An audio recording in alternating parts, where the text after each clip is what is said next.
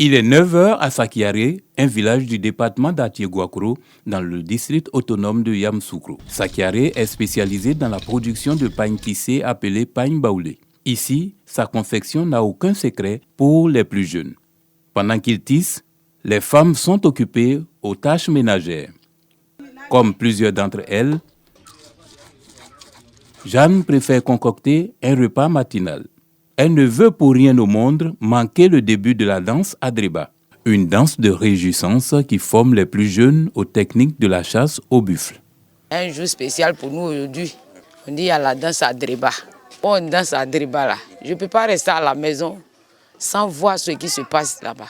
Donc je dois préparer rapidement pour aller voir ce qui se passe. Pendant que les repas mijotent, le Mas Baouli, surnommé Afao, griot de l'Adreba, parcourt concessions et ruelles du village en compagnie de ses amis, les enfants. Afao se couche à même le sol par moments et quémande de l'argent ou de la nourriture. L'aumône reçue est essentiellement constituée de denrées alimentaires. Ses accompagnateurs se chargeront de les cuisiner plus tard. Si Afao amuse certains, il fait fuir plusieurs. Je fuis parce que la femme ne doit pas toucher et puis il est peur de lui. Quand on voit le mas, ça nous plaît donc.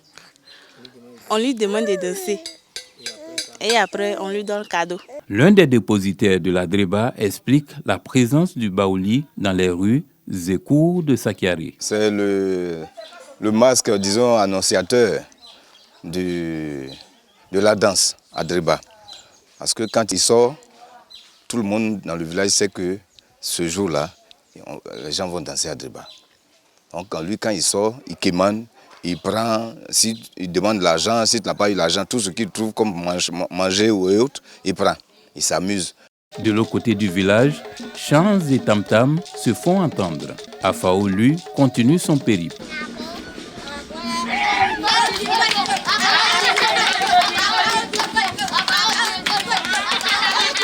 À l'arrivée de Jean de la Fosse, l'un des dépositaires de l'Adreba, le turban de pagne baoulé lui est tendu, un geste qui l'oblige à esquisser des pas de danse.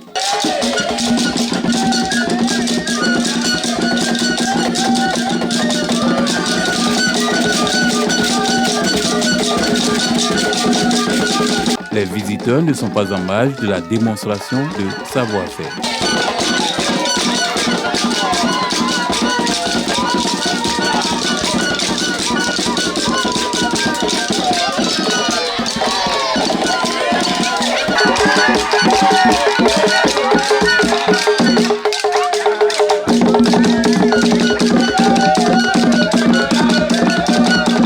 Puis arrivent deux masques qui se distinguent par leur beauté et leur couleur.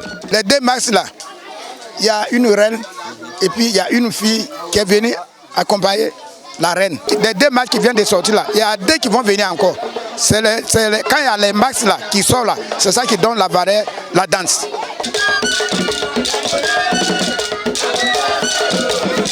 Un spectacle bien rythmé.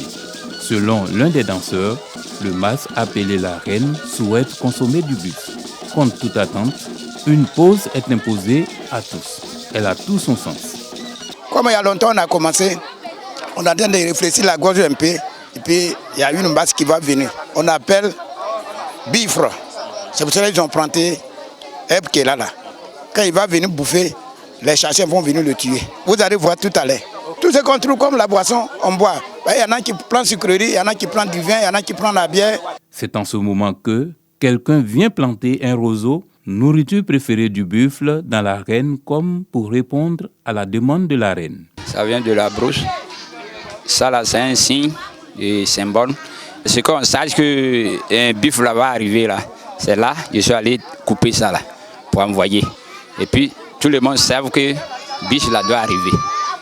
La mimique des chasseurs venus consulter le devin près de la nourriture préférée du buffle est bien illustrée.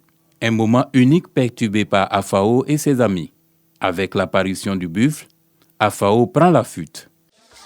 Une sorte de guerre épique est engagée entre le buffle, le pique-bœuf et les trois chasseurs.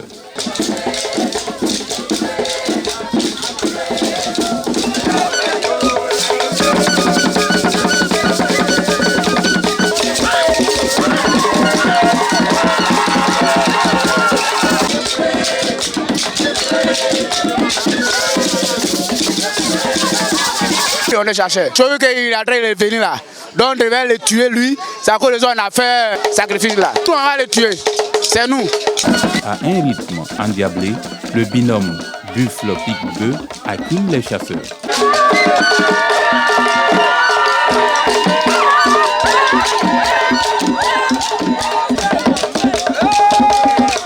Pour éviter que la scène soit envahie, celui qui est chargé de la sécurité veille au gré. Je prends ça pour mettre de l'ordre.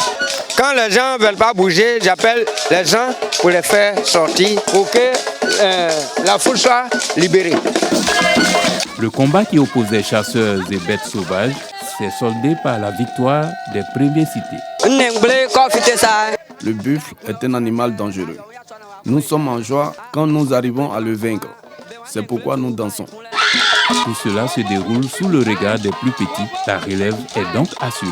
La pérennisation se fait déjà, parce que depuis le temps de nos grands-parents jusqu'à aujourd'hui, on danse toujours. Sauf que maintenant, il n'y a pas de jour où on se dit, bon, les jeunes n'ont qu'à venir danser. Maintenant, aux funérailles comme ça, bon, et puis bon, ils dansent cette danse.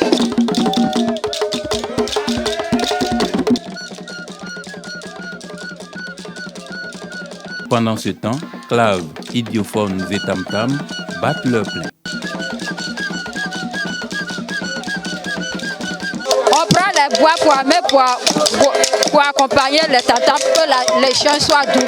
Ici, pour consolider cohésion, vivre ensemble, paix, les buffles reviennent à la vie.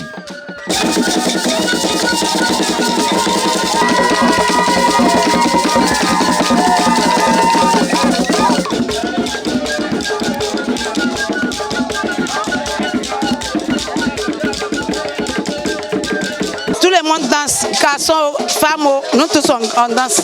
Au-delà de l'aspect festif, la Dreba est une école d'éducation aux techniques de la chasse, la victoire du bien sur le mal. Le mal représenté ici par le méchant buffle et son pique-bœuf.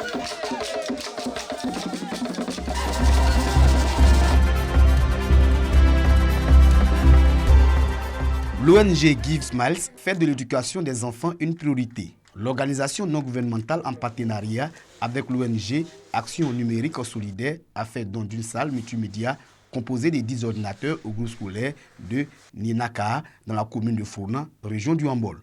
À ce matériel informatique s'ajoute une balançoire, un topogam, des nattes et bien d'autres équipements offerts aux tout petits du préscolaire de l'école primaire publique de Nangbotoka 3, un autre établissement de la commune. Un don du directeur de cabinet du ministre des Affaires maritimes, parrain de la cérémonie. Pour les donateurs, l'action vise à soutenir la politique de la scolarisation obligatoire des enfants. Nous souhaitons que dans chaque école de la Côte d'Ivoire et particulièrement de la région du Hambol, toutes les écoles puissent avoir une salle informatique pour permettre aux élèves de pouvoir manipuler l'outil informatique au bas âge. Le gouvernement tout seul ne peut pas tout faire. Il est bon que de temps en temps, quand les cadres sont sollicités, ils répondent à l'appel pour que tous ces efforts-là conjugués puissent contribuer au développement de notre pays. Les bénéficiaires traduisent leur reconnaissance aux donateurs. L'éducation est l'arme la plus puissante que vous puissiez utiliser pour changer le monde. Par ma voix, les élèves et les parents d'élèves vous disent merci. Grâce à ce don, nos apprenants pourront bénéficier des jeux.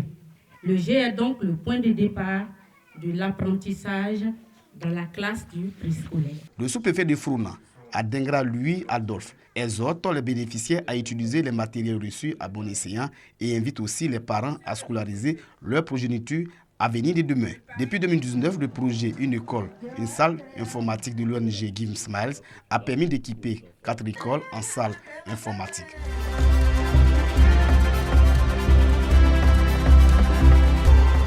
Sous le regard attentif des partenaires, membres et invités, la présidente exécutive 2025 de la Jeune Chambre internationale, Abidjan Soleil, a dévoilé les grands axes du programme d'activité de sa mandature.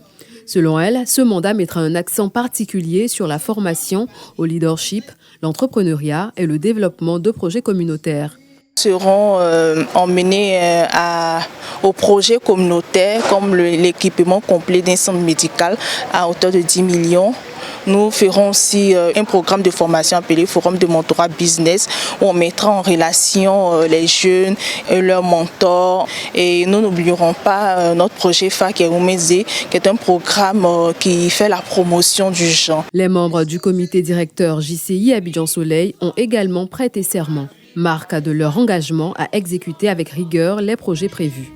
Ils ont profité de l'occasion pour exhorter les jeunes à rejoindre la Jeune Chambre internationale, une organisation à but non lucratif de jeunes citoyens actifs. Après cette prestation de serment, c'est un sentiment de fierté de faire partie du comité directeur local. Je demande à toutes ces personnes qui hésitent encore à rentrer à la Jeune Chambre de faire leur propre expérience. À la Jeune Chambre, c'est l'apprentissage par l'action. On apprend, on devient leader et on gère aussi des projets communautaires, on se développe.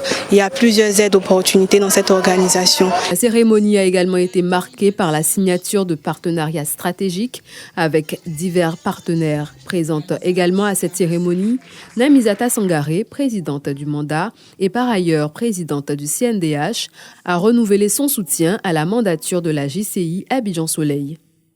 Mon rôle en tant que présidente de ce mandat, c'est de les accompagner dans toutes leurs activités, c'est de les conseiller et surtout leur demander une implication forte dans le processus électoral. La rentrée solennelle de la Jeune Chambre internationale Abidjan Soleil 2025 a révélé une vision ambitieuse et une équipe motivée. Cette mandature marque un nouveau départ avec l'espoir d'impulser un changement positif et durable au sein des communautés, surtout de la jeunesse en Côte d'Ivoire.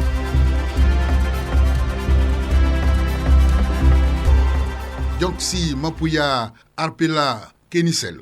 L'auteur entend à travers ses écrits apporter sa contribution à l'essor économique et à la stabilité sociale. Pour le premier livre, à savoir le rôle d'un citoyen envers son pays, Dioxy Mapouya Arpela Kénissel entend promouvoir la culture du civisme et du respect du bien public, gage, selon lui, d'un État qui aspire à une paix véritable. Pour le livre « Tactiques et procédures pour réussir une vente », l'écrivain dit contribuer à aider les personnes physiques et morales qui opèrent dans le monde de l'entrepreneuriat en les aidant à réussir, sinon à rendre plus dynamiques leurs activités. Alassane Ouattara, bâtisseur infatigable d'une Côte d'Ivoire unie et prospère, dira l'auteur, est un hommage à cet éminent économiste patriote qui a su transformer la Côte d'Ivoire en s'appuyant sur les 8 fondamentaux exigés pour la dignité humaine. Lire est important, essentiel pour le développement même de soi. Et lire est aussi important pour s'auto-former. Si nous ne lisons pas, comment se former? Ces œuvres disponibles dans les librairies retiennent les attentions. Ces 3 ouvrages sont de très belles factures et moi je pense qu'avec les titres déjà, c'est très alléchant. À travers aujourd'hui ces ouvrages, ces auteurs nous édifient sur beaucoup de choses. Cette triade permet d'avoir effectivement le développement escompté. Outre Bouaké, ce sont les villes de Yamoussoukro, Korogo, Odené et San Pedro qui vont accueillir l'écrivain Dioxy Mapouya Arpela Kénissel.